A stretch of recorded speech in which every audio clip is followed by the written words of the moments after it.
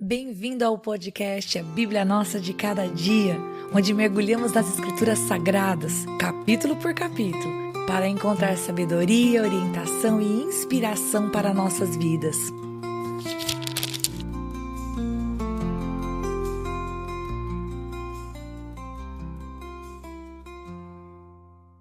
Que alegria ter você aqui para nós meditarmos em Josué capítulo 3. E esse capítulo vai falar conosco a respeito de darmos um passo de cada vez. Sim, nós tínhamos visto no último capítulo que o Senhor ia levar o povo adiante na conquista da terra e que os espias tinham trazido um bom relatório dizendo que o povo daquela terra temia o Senhor e estava vendo tudo aquilo que ele estava fazendo com os povos que estavam no caminho. E no capítulo 3, Josué e o povo se levantam logo de madrugada, olha que bênção, né? Logo cedinho, eles partem de Sitim, parando bem diante ali do Jordão. E Sitim, gente, de acordo com Números 33, 49, era de frente com Jericó. Ou seja, era possível ver ao longe aquele povo todo.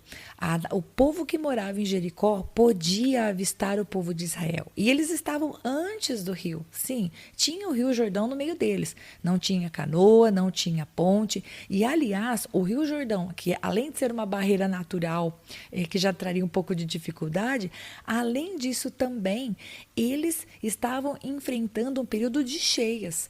Portanto, passar aquele Jordão demandava um milagre da parte de Deus. E aí é que nós pensamos, é aí que esse capítulo me leva a refletir, que nós precisamos dar um passo de cada vez. Bom, depois de 3 dias naquele lugar, parado ali diante do Jordão, os oficiais receberam ordens, porque assim Josué ordenou que essas ordens fossem dadas. Os oficiais deram ordens ao povo dizendo que eles deveriam seguir os sacerdotes levitas. Se você nunca leu a Bíblia, se Josué é o primeiro livro que você está acompanhando juntamente com esse podcast, saiba que os levitas eram descendentes de Levi, uma das tribos de Israel. E então esses sacerdotes levitas, eles eram aqueles que eram responsáveis por cuidar das coisas do Senhor. E uma delas era carregar a Arca da Aliança. E o que era essa Arca da Aliança? A Arca da Aliança representava a presença de Deus diante do seu povo e a sua aliança para com eles. Era uma caixa de madeira e revestida, e dentro dessa arca tinham as tábuas da lei que foram dadas para Moisés, os 10 mandamentos, o bastão, né, a vara de Arão, que Deus fez brotar como um sinal de autoridade de Moisés e de Arão. Lembra dessa história? Se você acompanhou o último podcast, você pode voltar na Bíblia ou no podcast, está lá em Números 17, de 1 a 11. E tinha também dentro da arca uma jarra guardando, né, contendo o maná. O maná que foi o pão que Deus fez descer do céu para alimentar o seu povo durante 40 anos, enquanto eles viajaram pelo deserto. Bem, esses sacerdotes levitas, eles iriam carregar a arca à frente do povo, levando a presença de Deus à frente. E eles deveriam ficar mais ou menos a 1 quilômetro de distância. Então, eu quero que você visualize. Eles iriam atravessar o Jordão, Deus ia fazer alguma coisa. Eles iriam atravessar o Jordão, com certeza não ia ser a nado, nem com barco, nem com ponte. Eles iriam atravessar. Eles iriam chegar do outro lado, lá do outro lado, bem próximo. Eles estavam de frente de Jericó. E a arca ia à frente, e depois de 1 quilômetro ia todo o povo, aquele grande exército, era uma grande multidão. E o Senhor vai dizer: dessa forma, vocês saberão o caminho pelo qual devem ir, visto que nunca antes passaram por tal caminho. Sim, o povo nunca tinha cruzado aquele rio para ir para Jericó. Era um caminho novo. Aquela geração era a geração que tinha saído do Egito. Eram os de 20 anos para baixo, porque toda outra geração mais velha morreu no deserto, ou seja, tudo isso era novo. Quem iria guiar eles nesse caminho novo? O Senhor Deus, através da sua presença na arca. Então Deus ia à frente e o povo atrás. Mas no verso 5, Josué chama o povo e fala para eles: se santifiquem, porque no dia seguinte Deus vai fazer maravilhas no nosso meio. E se santificar estava falando de se separar de tudo que era impuro. tudo aquilo que já havia sido ensinado para eles através de Moisés e da sua lei, porque agora, gente, era um momento muito importante em que eles precisavam do favor de Deus, da vitória que vinha de Deus. Eles nem sequer teriam como conquistar a terra que Deus havia prometido se eles não conseguissem primeiro passar o Jordão. Por isso que esse capítulo fala de um passo de cada vez. Antes de conquistar Jericó, antes de entrar na terra prometida, tem o antes. Tem o passar pelo Jordão, que era uma barreira, humanamente falando, intransponível. Então, bem, ele deu ordem para que os sacerdotes passassem à frente do povo. E no verso 7, o texto nos mostra que Deus havia escolhido um dia, gente, para começar a engrandecer o nome de Josué. Ele diz assim: hoje começarei a engrandecer você aos olhos de todo Israel, para que saibam que, como estive com Moisés, assim estarei com você. Portanto, você dará uma ordem aos sacerdotes que levem a arca da aliança, dizendo: quando chegarem às margens das águas do Jordão, parem ali. Então Deus diretamente está dizendo para Josué o que ele deveria fazer. E o Senhor disse: hoje eu vou engrandecer o seu nome. O que me fez pensar que Deus estava conduzindo o povo, havia escolhido Josué, que era um homem reconhecido pela comunidade como, com certeza, um servo de Moisés, um guerreiro, um homem temente a Deus. Mas aqui, o Senhor iria dar para Josué a condição de saber aquilo que iria acontecer. E a palavra que Josué declarasse iria acontecer, porque Deus havia dado para ele essa direção. Então, Deus podia engrandecer Josué mostrando aquilo que ele, o próprio Deus, iria fazer. Isso mostraria o quanto o mesmo Deus de Moisés também era o Deus de Josué.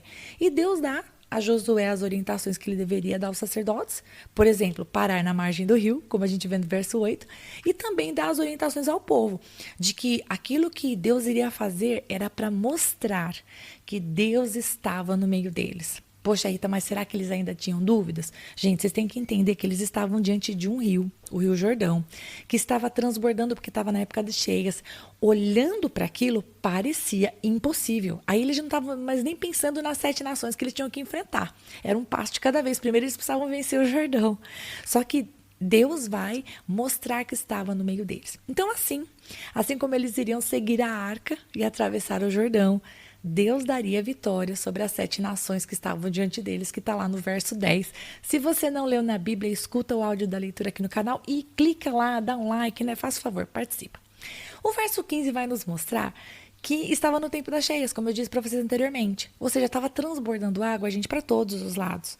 E Deus, veja só como as coisas são. Deus poderia ter falado para Josué, ou programado no cronograma eterno dele. Deus poderia ter colocado a passagem do Jordão num período de águas baixas, num período em que o rio estava mais seco. Porque, vamos falar a verdade, talvez desse até para eles passarem assim com água na cintura, será que não? Mas não, Deus permitiu, porque, gente, Deus, ele é onisciente, ele sabe de todas as coisas. Você e eu, a gente obedece o Cronos, a gente vive um dia de cada vez, a gente não sabe o que vai acontecer com a gente daqui a 30 minutos. Deus, ele é eterno, Deus, ele tem o seu Kairos, é um tempo diferente. Então, Deus sabia que o Jordão estaria transbordando e que ia ser ainda mais difícil passar com todas aquelas pessoas pelo Jordão? Claro que Deus sabia, mas Deus havia permitido que a passagem deles por aquele rio fosse um momento de dependência deles, para que eles não fizessem nada por eles mesmos. Então, Deus, quando os que levavam a arca tocaram as águas com os seus pés, Deus nos conta, né, através de Josué, que o verso 16 diz que algo incomum aconteceu. Quando eles tocaram as águas com os seus pés, as águas que vinham de cima pararam de correr. Interessante que, olhando para o texto, a gente começa a imaginar que as águas se amontoaram ali mesmo. Mas quando você lê direitinho, você vê que isso aconteceu longe, lá em Adã, que fica do lado de Sartã, fica mais longe. O Senhor, de alguma maneira, fez com que as águas parassem de correr. Não ali, não foi feita uma grande parede de águas do lado de Josué, mas as águas foram diminuindo nessas localidades, em Adã e ali do lado de Sartã. Inclusive, eu estava vendo uma pessoa que eu respeito muito em termos de conhecimento, e ela disse que era em torno de 20 quilômetros dali. Então, Deus faz com que a quantidade de águas diminua, e os sacerdotes carregam a arca até o meio do Jordão, param ali, ficam firmes, e todo Israel vai passar com os pés enxutos. enxuto. Gente, havia mais ou menos ali 1 milhão de pessoas. Era muita gente. E assim termina o capítulo. Como que eu aplico ele para minha vida? E veja se isso faz sentido para você. Primeiro, assim como a arca ia à frente do povo nesta batalha, um passo de cada vez, eles estão vencendo o Jordão hoje, a presença do Senhor vai à nossa frente também, nos mostrando o caminho. Eles não sabiam o caminho por onde deviam andar. Nós também muitas vezes não sabemos o caminho que devemos nem escolher, e muitas vezes a gente até sabe a escolha, mas a gente não sabe o passo a passo. Às vezes a gente só olha para o destino, a gente sabe onde quer chegar, mas não sabe como chegar. Então a primeira lição que eu tiro desse texto é: a presença do Senhor pode ir à nossa frente se nós quisermos. A gente só precisa pedir: Senhor, por favor, me mostra o caminho. E assim como o povo ia seguindo a arca, nós podemos seguir o Senhor naquilo que nós temos colocado diante de Deus como oração, como objetivo, como projeto de vida. Se a presença do Senhor for à frente, o Jordão, ou seja, aqueles obstáculos que parecem para nós intransponíveis, no pior mês do ano, quando tem cheias das águas, ou seja, quando o desafio está maior ainda, Deus pode. Rita, como a gente faz para viver isso?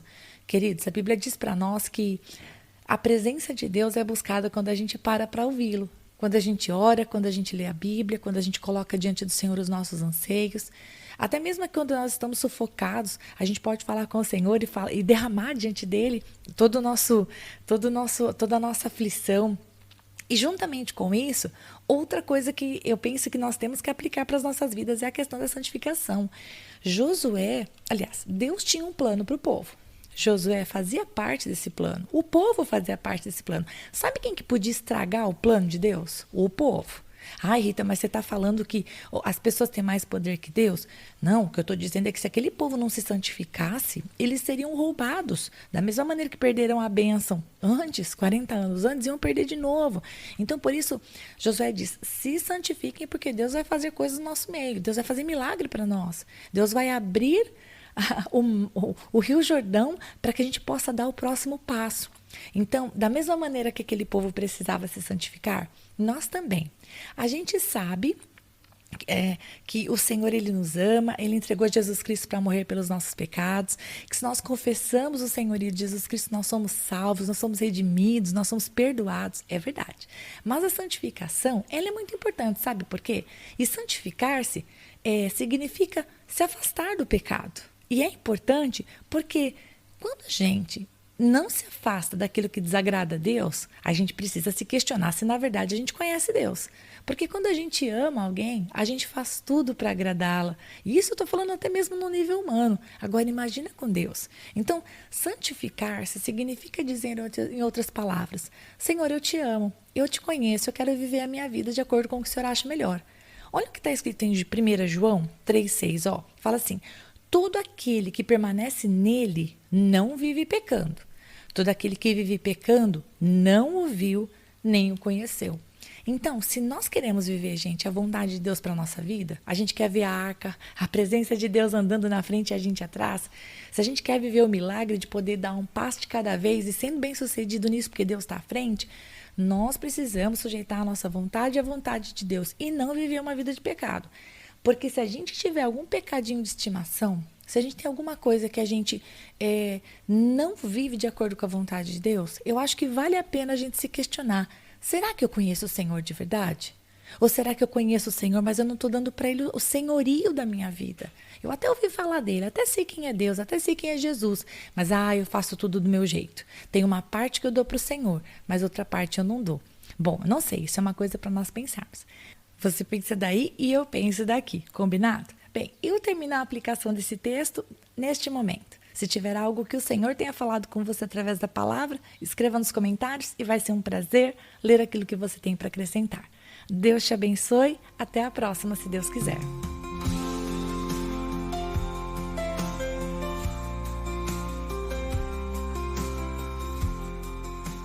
E se você ficou até agora, não vai embora não. Agora é hora de você curtir, comentar, compartilhar esta palavra, porque se ela abençoou você, ela pode abençoar outra pessoa também.